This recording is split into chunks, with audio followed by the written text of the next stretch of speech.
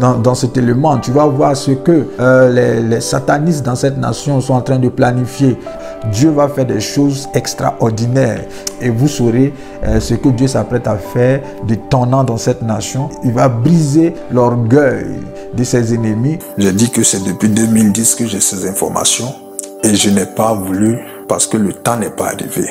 La prophétie fonctionne comme une semence qu'on met en terre et qui a un temps marqué où elle porte du fruit. Il est 10h40. Nous sommes à un spectacle un peu comme une démonstration de cirque qui se passe sur scène avec deux hommes qui manipulent un animal étrange. Ces deux individus sur la scène font des démonstrations avec un énorme monstre qui est mi-serpent, mi-poisson, un dragon de mer. Ils sont vêtus comme des dozos. Lorsque l'un lâche la bête sur l'autre, il esquive et la foule applaudit dans la salle. Mais subitement, l'animal très rapide devient incontrôlable et avant qu'il n'ait fait du mal à l'homme qui a perdu l'équilibre et est à sa merci, l'autre dozo se précipite, le tue sur scène devant le public. La scène était si bizarre que j'en ai la chair de poule. Cependant, avant que la bête ne meure totalement, l'individu qui avait tué accourt pour lui redonner vie en lui détachant la boîte crânienne qui était comme cousue avec des fils. L'ayant fait, ce dernier sort une boîte bizarre dont le contenu ressemble à des asticots qu'il renverse dans le crâne de la chose et retrouve la vie sous le regard terrifié de nous tous. Alors on se rend compte que cette chose a une tête humaine et un corps de serpent dragon.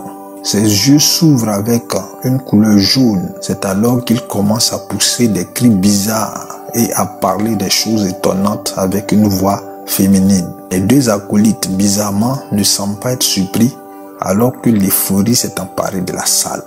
Comme si le spectacle n'était qu'un prétexte pour libérer la bête. Il y a la panique dans la salle et chacun fuit l'horreur. Sans regarder en arrière, nous nous précipitons dehors tandis qu'on entend des cris de détresse de personnes derrière nous. La bête avait sans doute commencé à sévir. Lorsqu'on arrive dehors, on sent une atmosphère de condamnation et de mort dans l'air, car s'étant retrouvé sur la voie.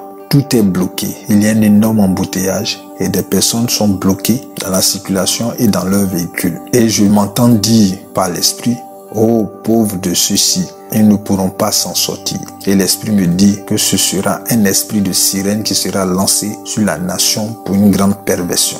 À mon réveil, alors que j'étais encore troublé à cause des différents songes, sans savoir que penser, l'esprit me conduit à lire Daniel 7, qui confirme et me rappelle la prophétie que Dieu m'avait donnée sur la situation socio-politique de Côte d'Ivoire.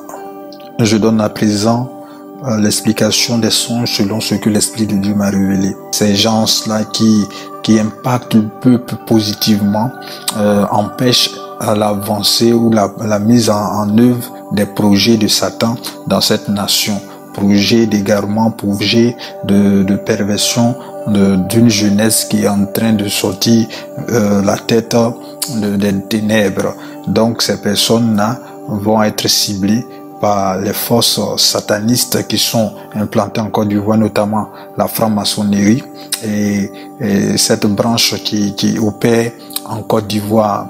Au 12e jour, c'est-à-dire le 15 août 2018, je vais lire donc les notes que j'ai faites pendant ces jours.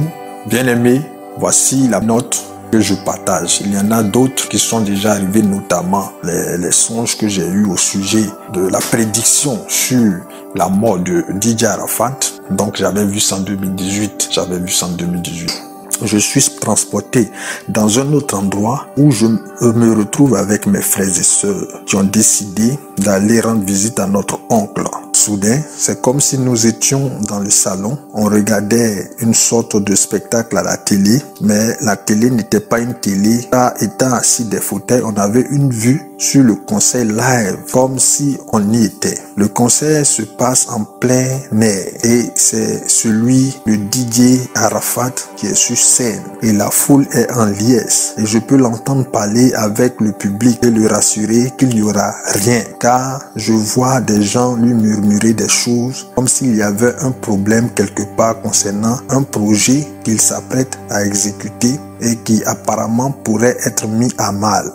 Mes cousines s'étant approchées de moi, on suit le spectacle tous ensemble avec l'oncle et mes frères au salon qui donne sur la rue. Il y a comme un écran qu'on regardait, mais c'est juste là devant nous. Subitement, un des jeunes qui assure le service d'ordre repousse violemment le public au point où les gens tombent et se blessent. Je me vois pousser un grand cri et lui lancer une injure, si bien que de là où il est avec son collègue qui est venu nous calmer, il s'est retourné pris de gêne. Voici les éléments que j'ai retenus des songes, des différents songes. Donc 1, les enfants massacrés dans le spectacle. 2, les enfants microbes envahissant les quartiers. 3, les enfants introuvables. 4, le concert public de DJ Arafat.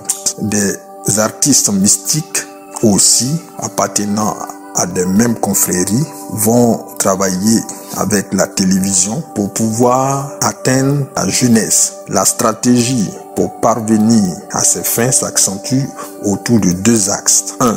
Les assassinats directs par les enlèvements d'enfants dans les quartiers, par des spectacles organisés à l'intention des enfants dans des endroits isolés du pays, notamment dans les zones ex-assiégées, par les microbes, par des meurtres d'enfants occasionnés par les microbes, par l'extermination des microbes eux-mêmes, car le plan de l'ennemi, c'est d'amener la colère du peuple à son summum, afin qu'au temps marqué pour le sacrifice final, l'on soit favorable à une grande offensive du nettoyage de ces enfants, qui compléteront le nombre d'âmes d'enfants demandés ou simplement fermer les yeux et laisser le peuple exaspéré s'en charger. 2.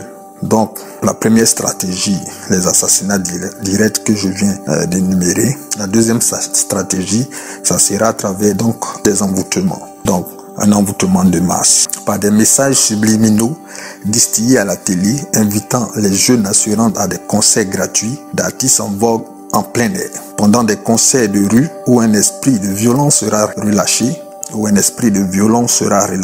pour pousser les jeunes à s'entretuer et des spectacles fermés. Bien aimé, la nation ivoirienne est convoitée. La nation ivoirienne aujourd'hui est contrôlée par des instances satanistes qui opèrent au plus haut niveau de la République. C'est pourquoi nous, en tant qu'enfants de Dieu, selon que Jésus-Christ a dit que l'Église, la barrière aux forces des ténèbres, lorsqu'il parlait à son disciple Simon, il dit les portes du séjour des morts ne prévaudront pas contre elle. Les satanistes dans cette nation sont en train de planifier la destruction des offrandes de personnes à des dieux païens. Ces choses-là vont être visibles parce qu'il y a une grande offrande qu'ils doivent faire.